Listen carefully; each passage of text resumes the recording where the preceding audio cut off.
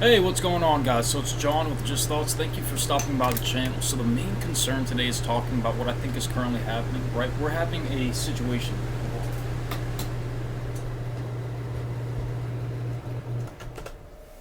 Okay, so we're having like a situation where it's becoming difficult for a large portion of not only the United States but also multiple other nations. And what I think is happening is that we're creating a boundary line between two different portions of the public, right? We'll call one portion the inclusive portion, right, where they are fundamentally aware of how the difficulties and how the struggles and how the hardships are currently being felt by a lot of the discrepancies that people are having between the benefits that we're able to receive via our mechanisms that we use by our financial systems. That's one example. By our business sectors, by our entrepreneurial sectors, and the other group we'll call them the outcast, right? The outcasted group. And this group, they can't really their difficulty is mainly in the fact that the majority of the difficulties and the hardships that they're experiencing are due to predisposed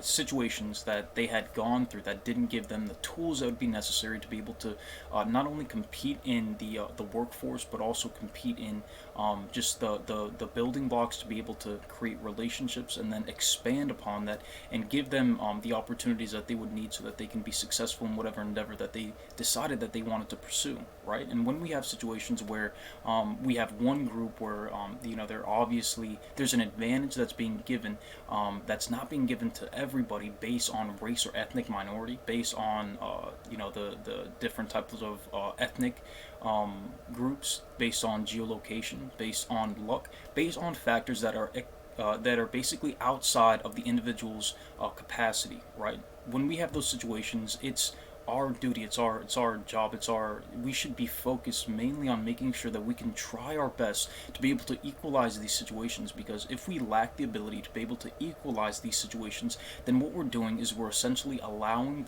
the inequities of life to continue, right? What's the point of us being able to create all these massive, great, beautiful technologies if we can't do a basic thing such as equalize the playing field on a small basis, right? It makes no sense for us to have a situation where we have one section of the population that is hyper advantaged and one section of the population that's not hyper advantaged, right? The disadvantages are not being equally distributed in the same format that the advantages are being equally distributed, right? It's almost like we have the tools to be able to make everybody, like to bring about the success that everybody would want internally. But what we're doing essentially is making sure that we don't allow that situation to happen, because what would happen if that situation happened is that the majority of people would be able to, not only have the time, but they would also have the resources to be able to pursue what makes them happy. And what I think is happening is that we're having a large portion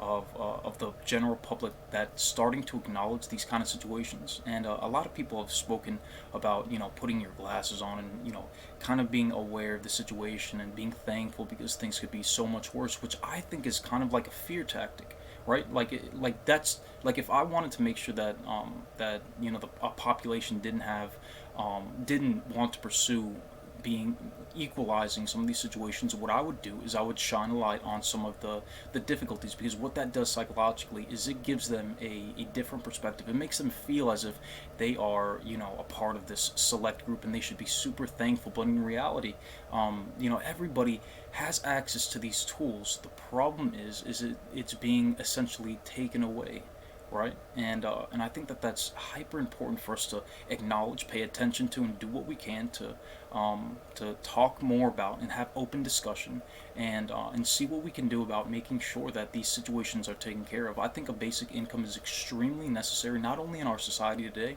but it's going to be important in the society of the future, right? We have situations like automation that are basically taking hold of the majority of the work job placements that we are planning on creating, right? And usually, what ends up happening is that when we have situations where new technologies are created, right, and automation takes over those mundane jobs, then new jobs are created. Usually, jobs that people really appreciate, right? And that's good. That's a good thing. It shows that we do have the availability to be able to create new ways of being able to express ourselves through creative endeavors, also through through activities that we might find enjoyable, and we can push away from this mundane job and lifestyle that the majority of people don't appreciate. But what I think we should be focusing on is making sure that we are aware of the fact that we do have the availability to be able to create better habitations and better experiences in life. And usually there's a systemic or a mechanized reasoning as to how people become first financially independent, right? Usually financial independence correlates very highly with personal gratification. And the reason being is because they don't, like people that are financially independent, no longer have to have the stresses that the majority of people have to work about, right?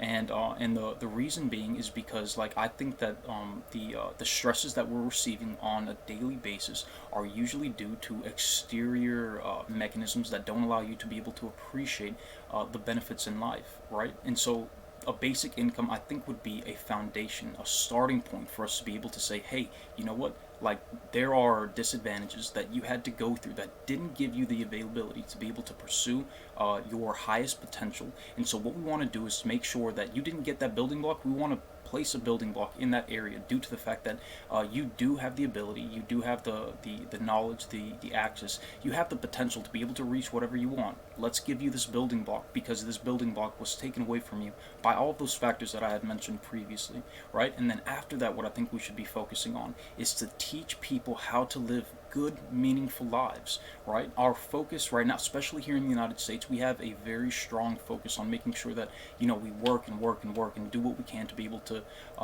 have this mentality that people should be able to, focus their attention on, something and then, follow it all the way through, which is good. That shows that we have a good embodiment towards how we view our work ethic and the desires that we have internally about the direction that we feel like we should be going, as well as the direction that the nation should be going. But at the same time, I think that we have to have a change in view and philosophy on like the way that we view a good life, right? Like after you're financially independent, after a post-work era, like how do we live good lives? What are the things that we engage in? How do we pursue not only things that fill us and fulfill us, but also like focus that on other people? How do we like experience the benefits of life and have a good work-life balance? How do we change the name of work into something that we're passionate about? How do we change that? And I think that what's happening here, not only in the United States but also abroad, is that we're realizing that we do have the ability to be able to create a beautiful, wonderful life, right? And the only issue is that the reason that we can't be able to do this, or we are unable to do this, is because we haven't started with those foundational things. The ability to create relationships, the ability to be able to have those building blocks. And once we have those building blocks, then we can start working on the more important questions, as I mentioned, how to live a meaningful life. What are the things that we need in place to be able to feel fulfilled and feel satisfied and feel okay with the present moment? How do we create a stronger relationship, not only with each other, but with us internally, so that we are a better being in the world that we're living in? How do we get away from this competitive nature that seeks to create division and seeks to create separation between you and me and I, right? How do we create this better inhabitation, this better mentality that there's no separation between you and me, right? You might look a little crazy, and the reason being is because it's more acceptable, right, to have this mentality that there are superiority levels, there are different hierarchies or different strata of ability and of achievement, of wealth, of satisfaction, right? And the reason that we have these structures that allow us to be able to segregate people into different classes and different strata is because it fuels this idea, this mentality, that those things are real, right? But the thing is that once you're financially independent, once you've already been able to see and know and feel internally that there is no separation, there's nothing different between you and I. You're just a being experiencing different things, and you look different than I look, right? Once you have this mentality that that, if I was you, and if you were me, and if you looked like me and had all of my experiences, you would be me. We're just experiencing life from different mentalities, and that's where the spiritual aspect basically is brought in, right? Is because we have this mentality that we now can create better inhabitations due to the fact that we've passed this mindset of superiority, past this mindset of classism, and we've entered this new age, this new era of equality, of happiness, of joy, of being able to pursue, our personal happiness. And that's what I think that we should be focused on, is making sure that we see and we know and we accept the difficulties of the world and acknowledge those hardships and do our best to be able to create equality by any means necessary, due to the fact that there are millions of people in millions of, over the last thousands of years that have worked diligently so that we could get to this exact point in society, in humanity. And if we're not pushing the envelope a little bit further, all we're doing is walking in place. And I refuse to live in a world, in a society, where I know that there are people that are capable of being able to create change, right? That's the mentality that I would like to be able to express as thoroughly as possible to anybody that found it interesting. That we do have the ability to be able to create change. We do have the ability to be able to create equality amongst the world. We do have the ability to be able to equalize some of the hardships and difficulties that were taken away from people. And I just think that that's extremely important. And if you've watched this entire video, thank you so much for being here. If you like the information, go ahead and leave a like, leave a comment, subscribe. You can always donate on any type of media platform that I'm currently at. Thank you so much for your time. Have a great day.